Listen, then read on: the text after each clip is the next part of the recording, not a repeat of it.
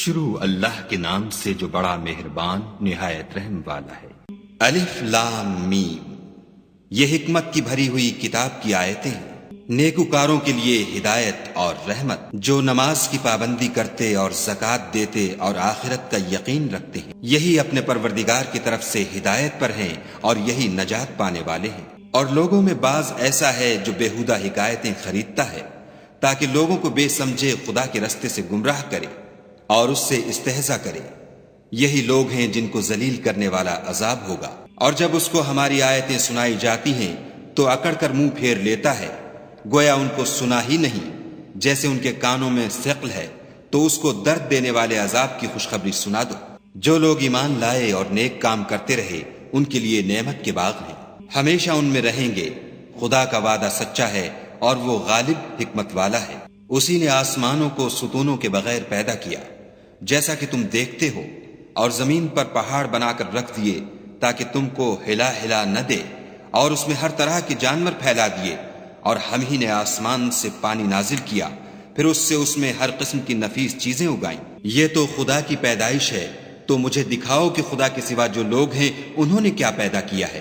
حقیقت یہ ہے کہ یہ ظالم صریح گمراہی میں ہیں۔ اور ہم نے لقمان کو دانائی بخشی کہ خدا کا شکر کرو، اور جو شخص شکر کرتا ہے تو اپنے ہی فائدے کے لیے شکر کرتا ہے،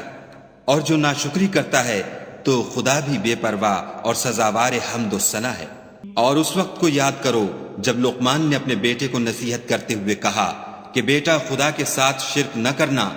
شرک تو بڑا بھاری ظلم ہے۔ اور ہم نے انسان کو، جسے اس کی ماں تکلیف پر تکلیف سہ کر پیٹ میں اٹھائے رکھتی ہے، پھر اس کو دودھ پلاتی ہے، اور آخر کار 2 برس میں اس کا دودھ چھڑانا ہوتا ہے، اپنے نیز اس کے ماں باپ کے بارے میں تاکید کی ہے کہ میرا بھی شکر کرتا رہے، اور اپنے ماں باپ کا بھی کہ تم کو میری ہی طرف لوٹ کر آنا ہے۔ اور اگر وہ تیرے در پہ ہوں کہ تو میرے ساتھ کسی ایسی چیز کو شریک کرے جس کا تجھے کچھ بھی علم نہیں، تو ان کا کہا نہ ماننا، ہاں دنیا کے کاموں میں ان کا اچھی طرح ساتھ دینا، اور جو شخص میری طرف رجوع لائے